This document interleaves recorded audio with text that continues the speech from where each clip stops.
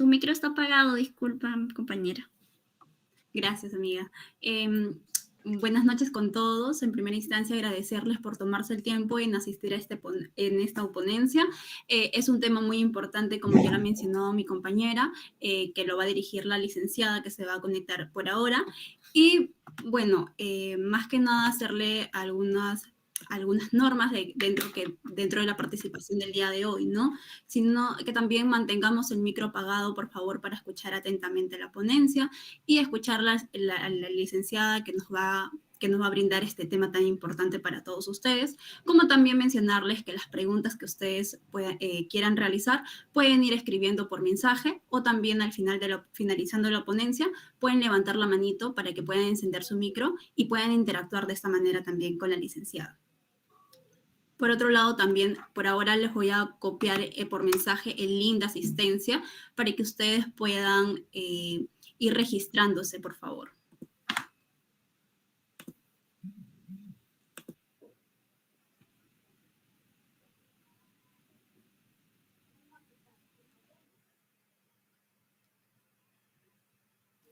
Gracias, compañera. Es de esta manera entonces que vamos a dar inicio a nuestro psicomats y para ello vamos a dar pase a nuestra psicóloga Shau Bravo Torero para que pueda comenzar sobre ese tema tan importante y pues todos podamos nutrirnos aquí.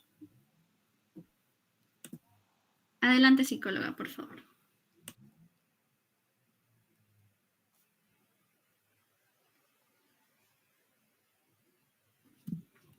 Buenas noches, ¿qué tal con todos? ¿Sí me logran escuchar? ¿Se me escucha bien? Sí, licenciada, perfecto. Ok, me presento. Sí, licenciada Shawnee, buenas noches, sí se le escucha. ¿Qué tal, Noelita? Ok, perfecto, me presento, ¿no? Yo soy la licenciada Shawnee Bravo Torero, manejo lo que es el enfoque cognitivo-conductual y también lo que es la terapia dialéctica conductual, ¿no? Ambos enfoques tienen evidencia científica empírica y están reconocidos, ¿no? Ante el Ministerio de Salud. Ahora, el día de hoy nos va a tocar hablar de un tema muy importante, ¿no? Porque es salud mental y es un trastorno de personalidad bastante habitual, aunque parezca que fuese atípico. Porque cuando nos encontramos en la consulta privada, un gran porcentaje de pacientes que tenemos tiene el trastorno límite de la personalidad, ¿no? Y es importante que los clínicos aprendamos a hacer diagnósticos diferenciales. ¿Por qué? Porque hay similitudes en lo que respecta a los trastornos del humor y los trastornos de la inestabilidad emocional. La bipolaridad y el trastorno límite de la personalidad son trastornos muy parecidos, pero con grandes diferencias. ¿Ok? Entonces, pasamos a la siguiente diapositiva, por favor. De acuerdo. El trastorno límite de la personalidad, ¿no? Data aproximadamente desde el año 1930 a 40, ¿no? Se le decía, ¿no? A las personas que tenían este padecimiento, entre comillas, se le conocía como histeria, ¿no? Como que eres una histérica, ¿no? Aquella persona que hoy, por ejemplo, se le podría decir tienes trastorno de personalidad histriónico o tienes trastorno de personalidad límite, antiguamente se le conocía como histeria. ¿Podrían apagar el micro, por favor?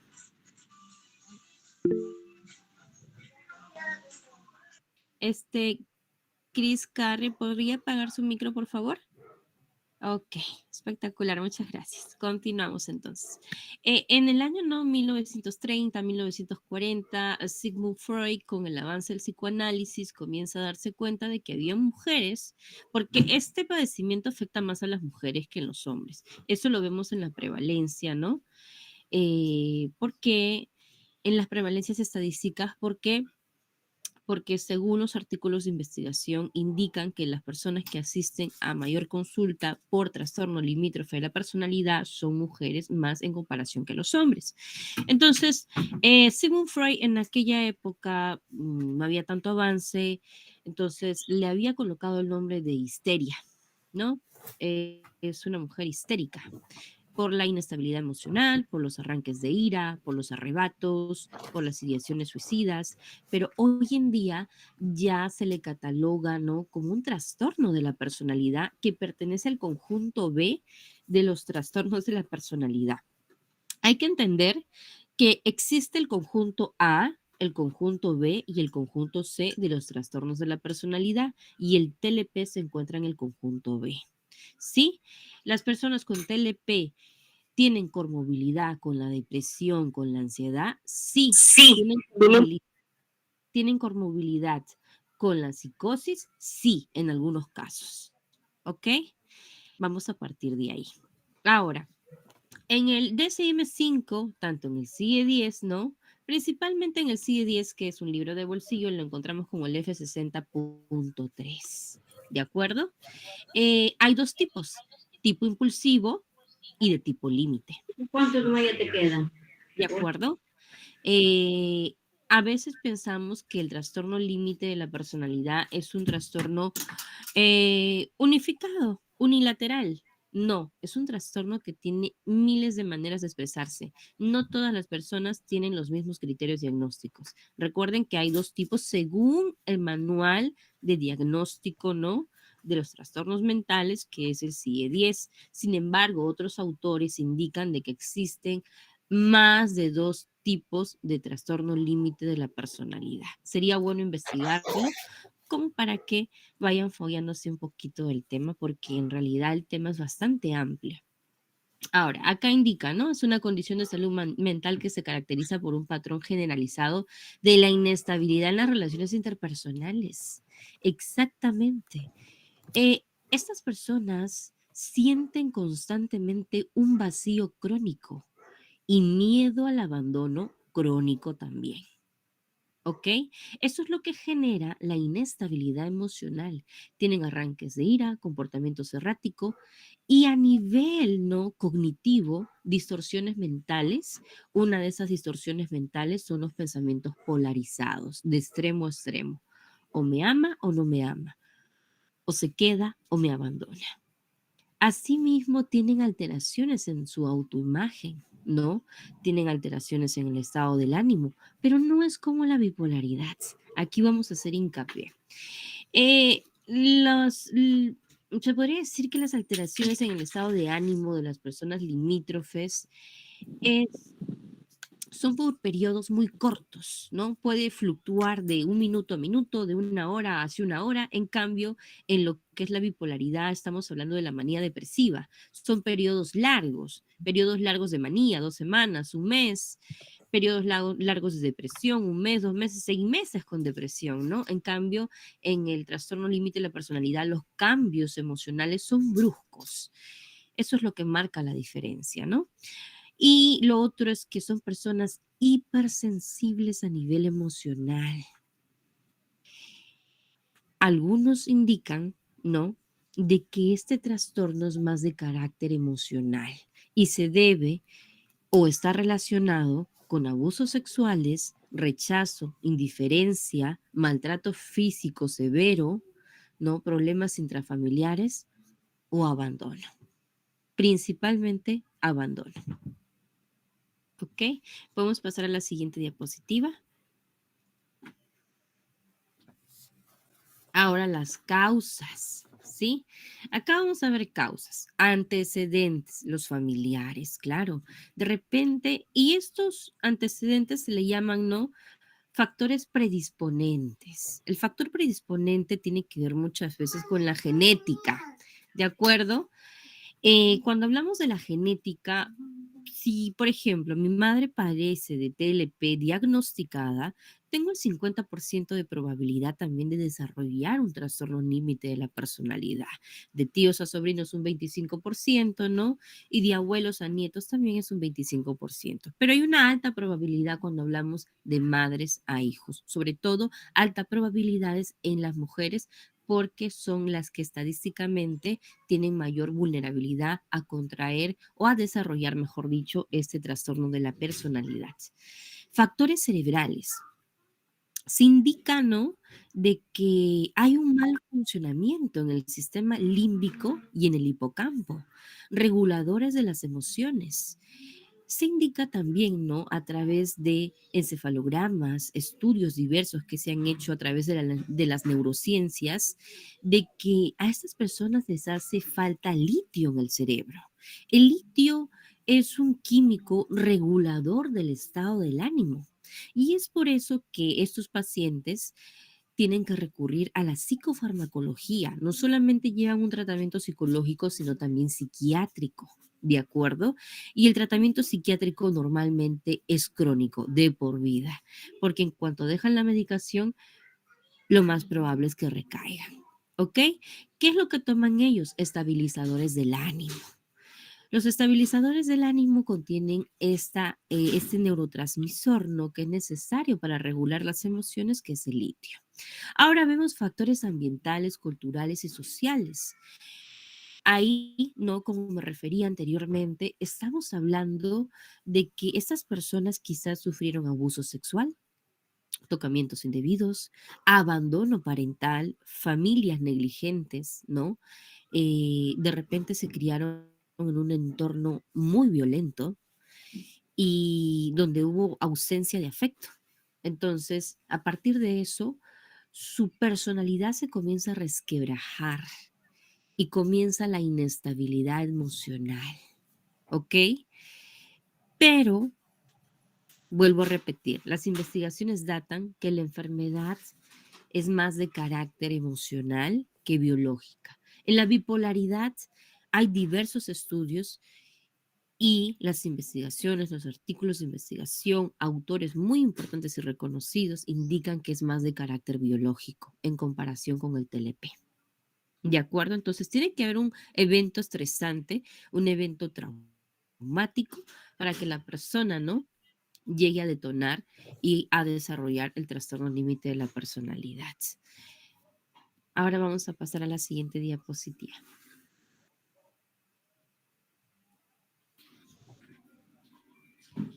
¿Sí? ¿Sí me logran escuchar?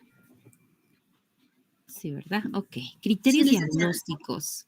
Es importante saber los criterios diagnósticos, porque yo podría confundir la ciclotimia, la bipolaridad, la distimia, la depresión con el TLP, porque estamos hablando que son trastornos del humor y también trastornos de la inestabilidad emocional. ¿Ok? Entonces yo tengo que conocer los criterios diagnósticos. ¿Para qué?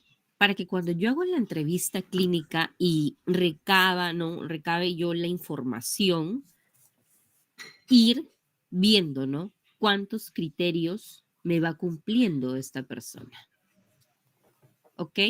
Por lo menos tiene que cumplir 4 criterios para hacer un diagnóstico presuntivo, ¿no? Una presunción de que tiene o de que hay probablemente un trastorno límite de la personalidad.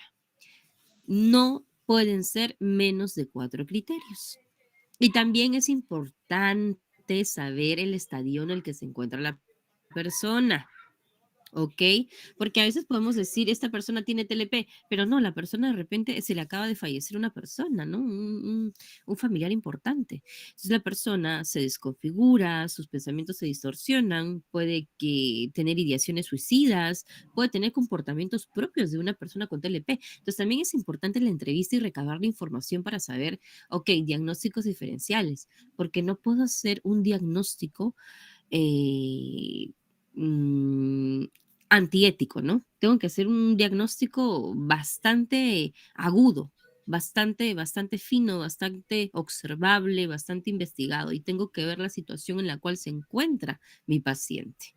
Porque me puedo confundir y si yo me confundo, mi paciente se va a psiquiatría, le mandan un fármaco que no le va a servir y el tratamiento se va a la borda. Entonces vemos los criterios diagnósticos. Primero, esfuerzos desesperados para evitar el desamparo real o imaginario, ¿no?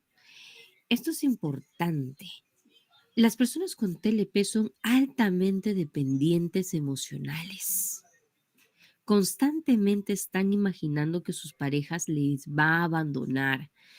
Muchos de ellos desarrollan delirios, algunos delirios celotípicos, ¿no?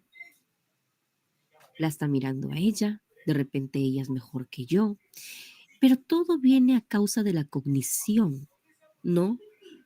Lo que ellos piensan y es tener constantemente la idea crónica de que van a ser abandonados.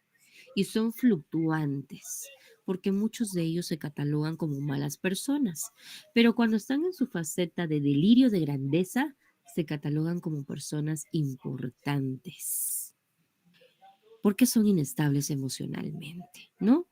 Y uno de los pensamientos es, antes que me abandones, mejor te abandono yo. Y es por eso que tienen relaciones muy intermitentes, de tira y afloja. Están y no están. Ahora, comportamiento suicida, no. Automutilación, sí, por supuesto que sí hay. No solamente los comportamientos autodestructivos son de repente cortarse, jalarse el cabello, golpearse. Comportamientos autodestructivos también es embotarse de alcohol, drogas, ¿no? De repente tener relaciones sexuales sin protección. Eso también son comportamientos autodestructivos. Esto comportamientos lo tiene la persona limítrofe, sí, sí los tiene. ¿Ok? No todos, pero su gran mayoría sí los tiene. Ahora, patrón de relaciones interpersonales inestables, intensas, que se caracterizan por una alternancia entre los extremos, la idealización y la devaluación. Siempre va a pasar eso. ¿Ok? Por ejemplo, ¿no? Una persona con TLP tiene su pareja. Son personas muy intensas al amar, por el mismo hecho de que son dependientes emocionales. Pero si su pareja hace algo que no estaba dentro de sus parámetros, comienza la devaluación. Y con la devaluación viene el abandono, la inestabilidad emocional. Como no cumpliste el parámetro, es mejor que terminemos. Y terminan de manera abrupta. Y como no soportan, no toleran el malestar de la ruptura, regresan con la pareja, ¿no? Regresan por la misma dependencia emocional. Entonces, nuevamente recalcamos que tienen relaciones interpersonales, relaciones de pareja muy, muy intensas y totalmente intermitentes. Normalmente suelen relacionarse con personas de apego evitativo o personas con trastorno de la personalidad narcisista. Porque como las personas con TLP son dependientes, pues el narcisista siempre busca un dependiente. Pero eso ya es otro tema que esperemos en algún momento podamos tratar. Ahora, dice, ¿no? Alteración de la identidad, inestabilidad intensa y persistente de la autoimagen del sentido del yo. ¿Ok? Alteración de la identidad. Cuando hablamos de alteración de la identidad, hay una distorsión también de la imagen corporal, tienen baja autoestima, pero no hablamos solamente de la distorsión de la imagen corporal y baja autoestima, sino también de la alteración de la identidad del yo, porque, por ejemplo, pueden cambiar con respecto a la idea que tienen sobre su sexualidad. ¿Ok? Por ejemplo, el día de hoy yo me considero heterosexual, después comienzo a tener vínculos con personas homosexuales, ¿no? Con personas lesbianas de repente, y se me puede meter la idea de probar y automáticamente comienza, ¿no? La desconfiguración y la inestabilidad con respecto a la alteración de mi identidad. Puedo considerarme también que soy lesbiana, aunque muy en el fondo sé que no lo soy. Pueden llegar a extremos. Es por eso que se le llama trastorno de la personalidad límite, ¿no? Borderline, bordean los límites. Si quiero estar con una mujer, pues me acuesto con una mujer. Si quiero consumir drogas, pues consumo drogas. Si de repente veo a un taxista y tengo necesidad de tener relaciones sexuales, me subo en el taxi y le ofrezco tener relaciones sexuales. A ese extremo pueden llegar las personas con trastorno límite de la personalidad. Ahora, impulsividad en 2 o más áreas que son potencialmente autolesivas. Gasto, sexo, drogas, conducción temeraria, atracones alimentarios. ¿Ok? Importante. Les hablaba del sexo. Recuerdo que yo tenía en consulta una paciente con 16 años que había tenido relaciones, ¿no?, con personas que conocía a través de Tinder, diagnosticada ella con trastorno límite de la personalidad, ¿no? Tenía relaciones sexuales, tenía 16 años y siempre buscaba personas mayores de 40 años.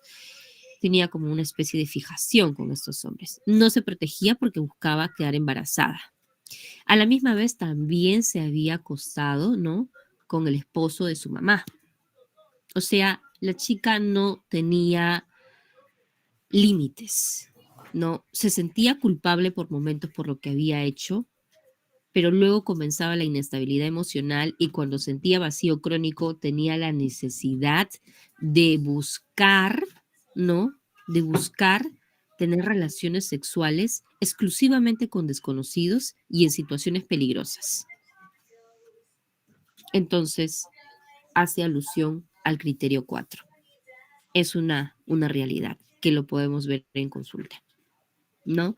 Dice, nota, no incluir el comportamiento suicida ni de automutilación que figuran en el criterio 5. Bueno, no todos tienen comportamientos de automutilación, pero sí tienen comportamientos autodestructivos. No es que me corte, ¿no? Que es el cutting. Porque a veces decimos, no, tiene TLP, obviamente que se tiene que cortar. No, no, no, no. Comportamientos autodestructivos. Sexo, ¿no? Sexo inseguro, sin protección, consumo de drogas, gastos inadecuados. Tenía un paciente también con TLP, un paciente que tenía buenos recursos económicos. Él en una fiesta era capaz de gastarse 15,000, 30,000 soles, sin interesarle absolutamente nada, ¿no? Entonces, son personas que llegan a extremos, a límites. Entonces, vemos de que son potencialmente autodestructivos y extremistas en sus conductas. Y también se idealizan y se devalúan a sí mismos. Vamos a pasar con la siguiente diapositiva. Ya. Siguiente criterio. Comportamiento, actitud o amenazas recurrentes de suicidio o comportamiento de automutilación. Normalmente las amenazas recurrentes de suicidio las ejercen como manipulación. Si bien es cierto, ellos tienen ideaciones suicidas crónicas, es constante. Si de repente tuvieron un problema con un amigo, aparece la ideación suicida, es crónico. Pero normalmente las amenazas recurrentes de suicidio son más por manipulación. En los casos que yo he visto y he podido presenciar, la persona con TLP, la persona limítrofe, es muy manipuladora. Busca que los demás sientan su dolor. Me corto, me mutilo, te quiero ver sufrir para que veas cómo yo sufro, porque la persona está pidiendo a gritos ayuda. Depende del combustible que le puedan dar los demás, ¿no?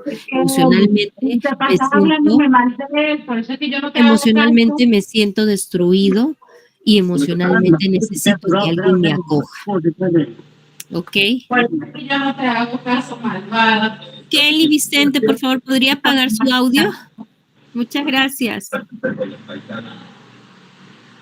Disculpe que le interrumpa, licenciada Shawnee. Participante, por favor, tener un poco de respeto. La licenciada está hablando, por favor, gracias. Apaga su micro, por favor. Kelly no apaga el audio todavía. Ya, chicos, por favor, traten de no prender su audio. Muchas gracias. Continúe, licenciada Shawnee. Ok, ahora, hablamos, ¿no?, de inestabilidad, en el criterio 6, inestabilidad afectiva debida a una reactividad notable del estado de ánimo. episodios intensos de disforia, irritabilidad, ansiedad, que generalmente duran unas horas y raras veces más de unos días. Importante, chicos, ahí hacen el diagnóstico diferencial. En la bipolaridad no dura unas horas, no dura unos días, dura semanas, dura meses, ¿no? El episodio maníaco y el episodio depresivo. En cambio, aquí vemos inestabilidad emocional errática y fluctuante, demasiado fluctuante. Puede ser de 1 hora a 1 hora, puede ser de 5 minutos a 5 minutos, un cambio, una inestabilidad elocuente, que es incoherente incluso, ¿no? Es muy difícil tener una relación de pareja con una persona con TLP. Pero si las personas son tratadas, pueden tener una vida completamente funcional, ¿ok? Disforia sí. Sufren de disforia, no llegan al estado de la manía, pero sufren de disforia, ¿no? En el estado de disforia tienen hiperactividad, tienen mucha energía, ganas de hacer muchas cosas, pero no es un efecto maníaco. No es tan grave como para llegar a un efecto maníaco. Tienen mucha energía y tienen delirios de grandeza. Sienten que se pueden comer al mundo entero, quieren hacer grandes proyectos, pero al final dejan todo a medias por su misma inestabilidad emocional. Otra comorbilidad que tienen estas personas es la mitomanía. Suelen mentir mucho, ¿no? Sobre todo cuando están en el estado de disforia. Y con euforia también, ¿no? Suelen decir, por ejemplo, que tengo tal empresa, que vivo en tal lugar, ¿no? Tienen patrones un poquito histriónicos también, cuando están en el momento de la disforia, ¿no?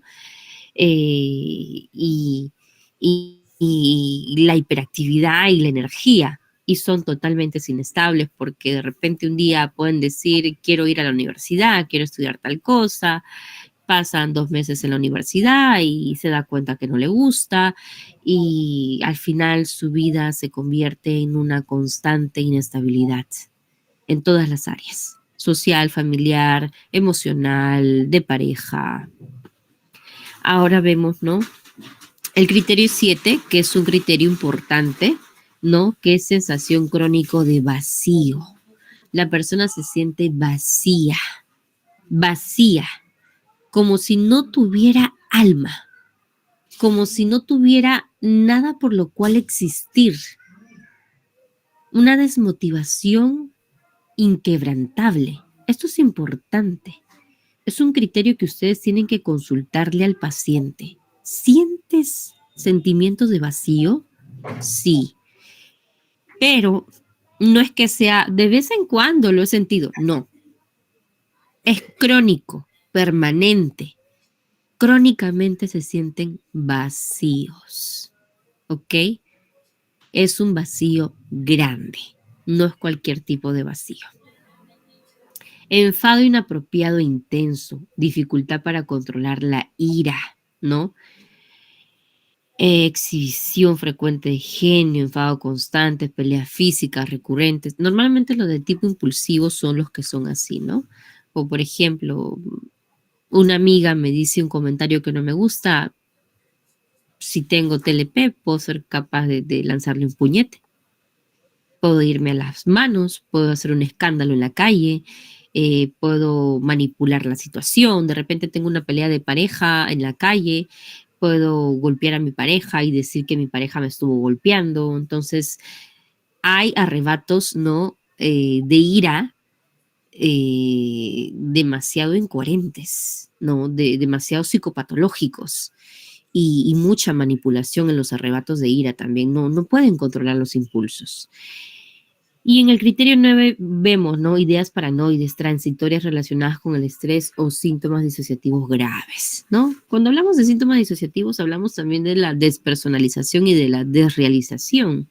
La despersonalización significa que la persona se puede ver fuera de sí. Es decir, ellos se ven fuera de sí, como si se estuvieran proyectando a través de un espejo. Y la desrealización es que sienten que el mundo no es real, que nada de lo que les rodea es real. ¿Tienen ideas paranoides transitorias? Sí, en muchos casos. Y no es que tengan esquizofrenia, son conscientes de que estas ideas no son coherentes. Algunos se sienten observados constantemente. Algunos relatan que ven sombras. Otros indican de que escuchan voces. Voces que les dicen, eres mala, eres cruel, deberías de matarte. Pero ellas, las pacientes, los pacientes saben de que estas voces o ideas paranoides, ¿no? O alucinaciones son parte de su imaginación. Muy distinto a la esquizofrenia, ¿no? Porque el esquizofrénico sí ha perdido el contacto con la realidad y cree lo que su mente le está proyectando. Vamos a la siguiente diapositiva, por favor.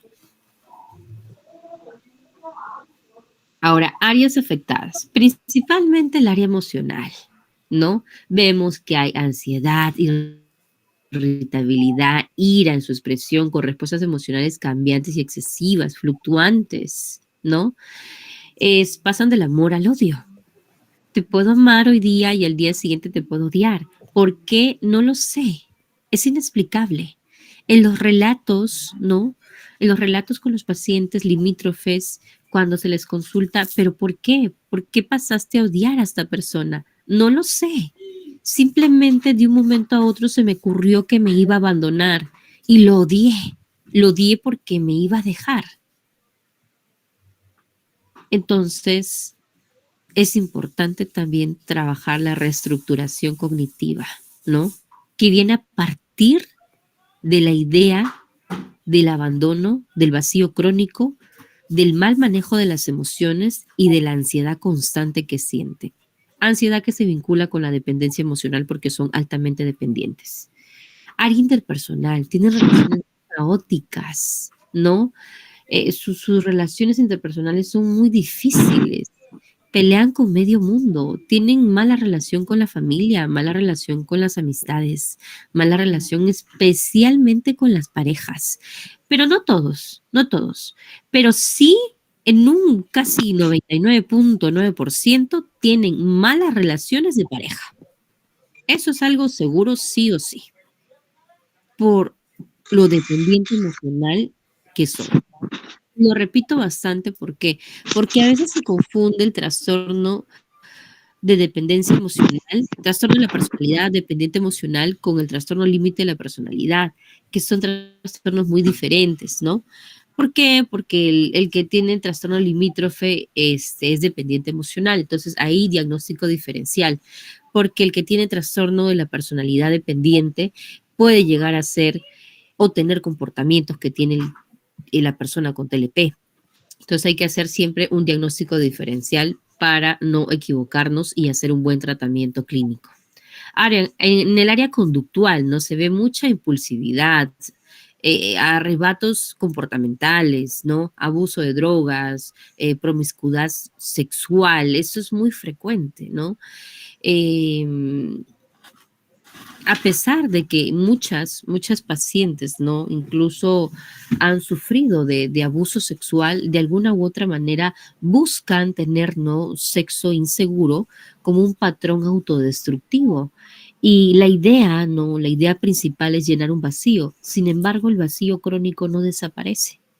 Entonces, también se tienen que tratar los problemas conductuales, ¿no? Que ellos aprendan a tener freno en cuanto a sus conductas de afrontamiento. Sus conductas de afrontamiento son totalmente inadecuadas y son temerarias, son conductas que atentan incluso contra su vida. Ahora también hay los TLP consumidores, ¿no? Que tienen psicopatología dual, que se le llama así, que aparte de tener trastorno límite de la personalidad, consumen alcohol y drogas, ¿no? Entonces, a veces el paciente viene porque consumo drogas y quiero un tratamiento para curarme de las adicciones, ¿no? Sanarme, o sea, superar la adicción. Y hacemos un diagnóstico y nos damos cuenta de que tiene TLP. Entonces, ahí vemos la raíz, ¿no? La razón por la cual comenzó a consumir. ¿Por qué? Por el comportamiento impulsivo. Y con la esperanza de llenar el vacío. Y a eso se le añade la dependencia. Y la adicción también es un tipo de dependencia. Ahora vamos con la siguiente diapositiva, por favor.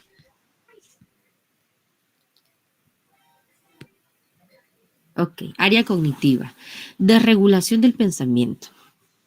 Según Aaron Beck, ¿no? Aaron Beck, que fue el creador de la teoría de las distorsiones cognitivas, indica de que existen, ¿no? Diferentes distorsiones mentales en las personas con trastorno limítrofe de la personalidad. Principalmente eh, pensamiento polarizado, que también se le conoce pensamiento de todo y nada, pensamiento de personalización, se lo toman todo personal, pensamiento catastrófico, ¿no? Tienden a catastroficar todo, pero principalmente es el pensamiento polarizado.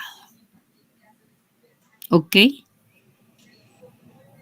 Es importante también que ustedes investiguen acerca, ¿no?, de la teoría de Aaron Beck de las distorsiones cognitivas para que puedan comprender desde qué punto de vista lo analiza este autor. ¿De acuerdo? Pero principalmente vamos a ver pensamientos polarizados. Todo o nada. Blanco, negro. No hay matices. No hay intermedios. O me odias o me amas. O te vas o te quedas. Siempre o nunca. Son muy radicales, pero a la misma vez muy dependientes. Y son relaciones muy intensas porque un día te pueden dejar y al otro día extrañar. Inestables emocionalmente. Problemas de identidad, falta de sentido de sí mismo, sentimientos de vacío, duda de su propia identidad. Lo que les decía, ¿no? Si soy lesbiana, tengo un problema de homosexualidad, si soy heterosexual, ¿no? Porque como no hay restricciones, no hay límites, están en la búsqueda de probar cosas. Es por eso, y les repito, la condición es borderline, están al borde de la línea, no hay límites. Y vamos con la siguiente diapositiva, por favor. Ahora, la terapia dialéctica conductual.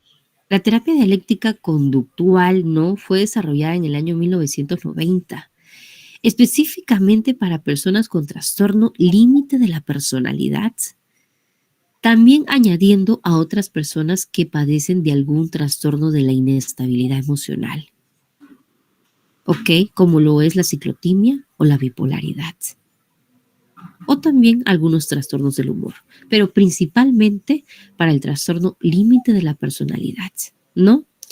Se desarrolló como una intervención para pacientes con conductas suicidas principalmente. ¿Por qué? Porque las personas limítrofe, sobre todo las que llevan tratamiento ambulatorio, quiere decir que llevan tratamiento no por fuera, solamente por consulta, no es que estén internados, tienen intentos de suicidio recurrentes. Entonces, la autora de la terapia dialéctica conductual realizó una, se podría decir, una técnica llamada ACCEX, ¿no?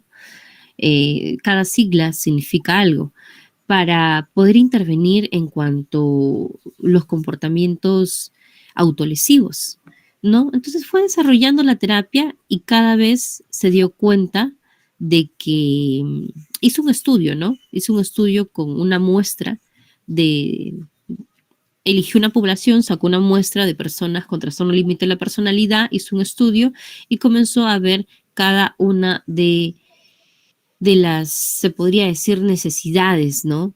Que se tenían que atender en estos pacientes para que ellos pudieran llegar a la recuperación, tener una vida funcional y poder tener una estabilidad emocional elocuente, ¿no?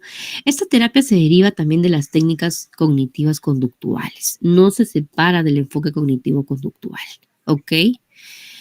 Es eficiente, sobre todo en los casos de trastorno límite de la personalidad. ¿Podría utilizarlo si de repente tengo un caso de un trastorno excesivo compulsivo? No, no va a ir muy bien, porque se suelen tocar más temas de factor emocional, más que de ansiedad. Se centra en el intercambio y la negociación entre el terapeuta y el cliente, entre lo relacional y lo emocional y entre la aceptación y el cambio. Algo que destaca la terapia dialéctica conductual es la validación, ¿no? La validación del ser. que principalmente era lo que la autora promulgaba, la validación, o sea, valídate, valida tus emociones, no intentes erradicarlas, vamos a ir a la validación. La palabra validación viene desde la terapia dialéctica conductual. Vamos a la siguiente diapositiva, por favor.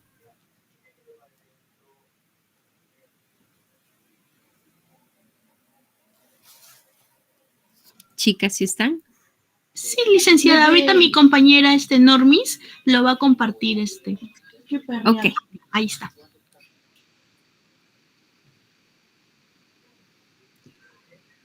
Ok.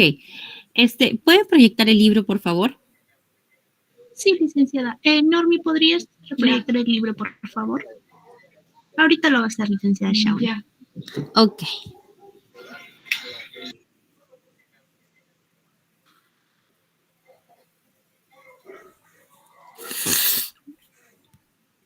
Ok, en el punto 1 que te dije, Noelita. Sí, licenciada, ahí lo va a poner el punto. Ahí lo va a poner, licenciada. Normisita, porfa, en el punto 1 que te indiqué.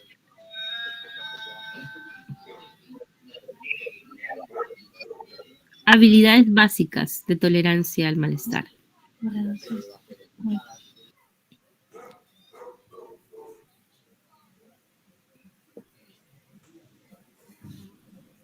Ya, ok. Vamos a ver una técnica de manera muy resumida que se trabaja en la terapia dialéctica conductual, ¿ok? Son las habilidades básicas de tolerancia al malestar. ¿Qué pasa? Que el paciente limítrofe no tolera el malestar, no le gustan las emociones negativas, no soporta el dolor. El dolor es arrollador, ¿no? Habilidades de tolerancia al malestar, ¿qué son? En algún momento de nuestras vidas, todos hemos enfrentado a la angustia y al dolor, ya sea físico, como la picadura de una abeja o un brazo roto, o emocional, como la tristeza o la ira. En ambos casos, el dolor suele ser inevitable e impredecible. Uno no puede anticipar siempre cuándo le va a picar la abeja ni cuándo alguna cosa lo va a poner triste. En general, lo mejor que se puede hacer es utilizar las técnicas de afrontamiento que se disponen, ¿no? Para esperar un buen resultado. ¿Qué pasa? Que las personas limítrofe son hipersensibles. Sus emociones son totalmente arrolladoras. De repente subí de peso y me dijeron, oye, te ves llenita. Entonces eso me desploma por completo, partiendo de mis pensamientos polarizados, ¿no? O soy bonita o soy fea, o cumplo el estereotipo o no lo cumplo, de extremo a extremo. No hay tolerancia al malestar. Me generó malestar y de ahí se desglosa, ¿no? La distorsión cognitiva que tienen, el vacío crónico y las ideaciones suicidas. Y como no tolero el malestar emocional, lo llevo a lo físico, me autolesiono, porque emocionalmente no soporto lo que estoy sintiendo. Cualquier situación emocional puede ser un gran activante para una persona limítrofe. ¿Podemos seguir bajando, por favor, la página?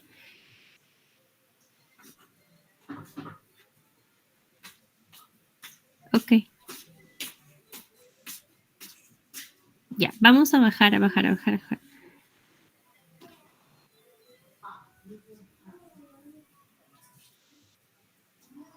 Ya, ahí nos vamos al cuadrito. Ya, lo que se trabaja, esta es una técnica, ¿no? Que se llama coste de las estrategias autodestructivas de afrontamiento. Primero que el paciente sea consciente, ¿no? ¿Para qué? Para que tenga habilidades básicas de tolerancia al malestar, para que pueda modular, ¿no? Las estrategias de afrontamiento que está llevando a cabo. Por ejemplo, ¿no? Estrategia autodestructiva de afrontamiento. Punto número 1 dice, Te pasas mucho tiempo pensando en el sufrimiento, errores y problemas del pasado y uno le tiene que consultar al paciente, ¿no? ¿Cuál es el costo que pagas por eso? Y aquí vemos posibles respuestas. Dice, ¿no? Pérdida de cosas buenas que podrían ocurrir ahora y luego lamentar también esas cosas y depresión por el pasado. Entonces, ¿esa técnica de afrontamiento es constructiva o es destructiva? No, es destructiva. Entonces, ahí se van alternando opciones con el paciente. El paciente va construyendo sus técnicas de afrontamiento más funcionales. A ver, vamos a bajar y nos vamos al punto número 8, por favor. Ya, dice, ¿no? ¿Evitas enfrentarte a las causas de tus problemas?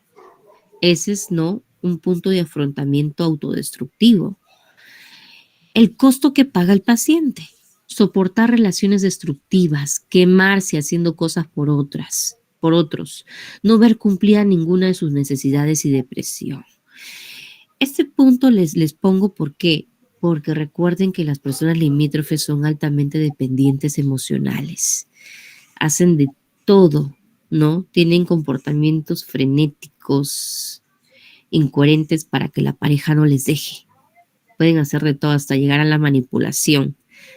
Entonces, ahí, que el paciente sea consciente, ¿no? De que evitar enfrentarse a las causas de sus problemas, como por ejemplo aguantar una relación abusiva, no le está ayudando, sino que lo que le está generando es destrucción, soportar relaciones destructivas, quemarse haciendo cosas que no quiere hacer y llegar a tener depresión. Entonces se le da una alternativa, porque usted como clínico, como psicólogo, le tiene que dar alternativas al paciente. El paciente tiene que darnos su gama de medidas de afrontamiento constructivas, ¿ok? Entonces el paciente podría decir, bueno, de ahora en adelante voy a tomar una actitud más asertiva, voy a colocar límites, ¿no? Entonces ahí se va viendo el funcionamiento de nuevas medidas de afrontamiento. ¿Por qué? Porque como son intolerantes al malestar, agudizan su malestar teniendo comportamientos de afrontamiento destructivos. O sea, de lo mal que están, lo agudizan y se derrumban peor. Entonces, lo que tiene que hacer, ¿no?, el psicoterapeuta es enseñarle medidas de afrontamiento que sean funcionales para el paciente pueda llegar, ¿no?, a insertar resolución de problemas sin la necesidad de depender de nadie, que es lo más importante. Pero ese es el primer paso, medidas de tolerancia, ¿no?, al malestar. Pero para eso se le tiene que explicar cuáles son los comportamientos distorsionados que lleva a cabo que agudizan su dolor emocional. Y es por eso que se trabaja este cuadro de comportamientos y afrontamientos destructivos y costo de lo que tiene que pagar a partir de ese comportamiento. Se trabajan varias cosas, ¿no? Autoeficacia interpersonal, medidas de tolerancia al malestar avanzadas. Es una gran gama de técnicas, de terapias, de técnicas, mejor dicho, discúlpeme, que están integradas en lo que es la terapia dialéctica conductual, ¿no? Porque también carecen ellos de asertividad. Entonces, se trabaja muchas cosas y de manera, a resumen, ¿no? Esto es lo que podríamos trabajar, ¿no? Es una parte, una actividad que se podría trabajar en la terapia dialéctica conductual. Sí, ahora podríamos pasar a la diapositiva, por favor, a las PPTs.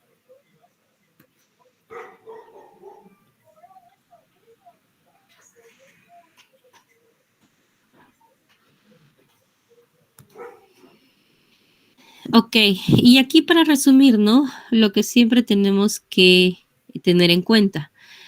Primer paso, contacto, ¿no? El primer paso es el desarrollo del proyecto, será el contacto con el cliente, tener un buen rapport, la empatía del caso. Es importante que el paciente se sienta validado.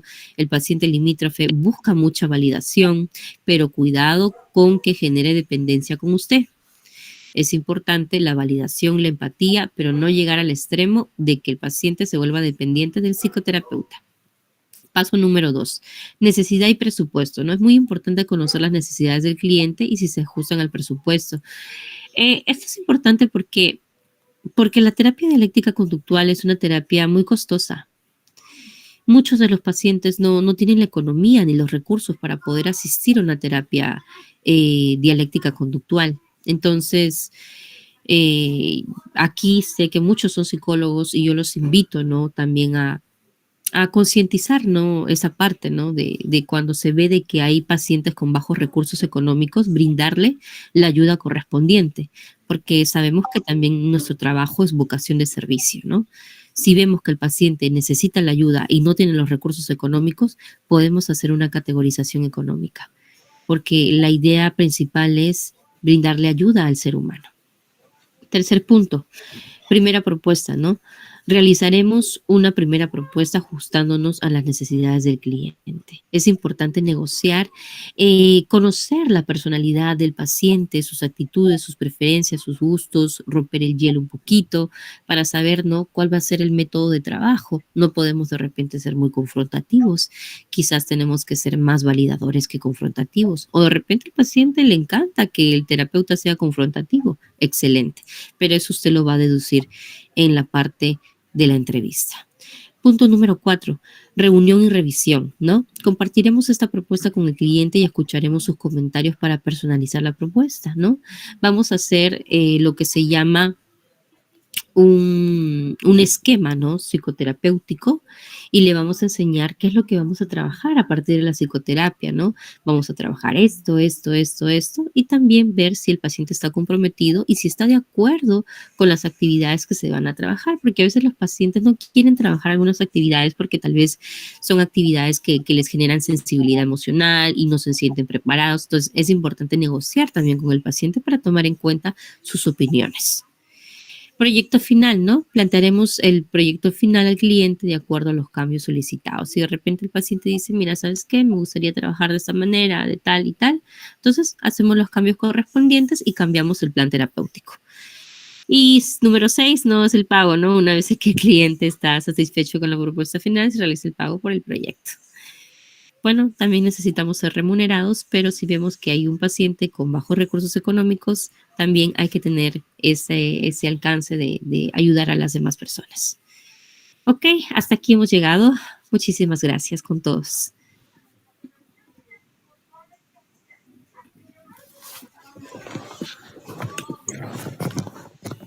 Qué amable de su Muchas gracias, licenciada. Muchas gracias a todos los participantes por estar aquí. Y muy bonita ponencia, licenciada, hermosa, realmente bastante informativa. Creo que nos va a servir a todos como estudiantes y como ya psicólogos para poder aplicarlos en nuestra vida. Le agradecemos mucho. Y antes de poder dar paso a mi compañera, por favor, participante, a mi compañera para que pueda decir algunas palabras también.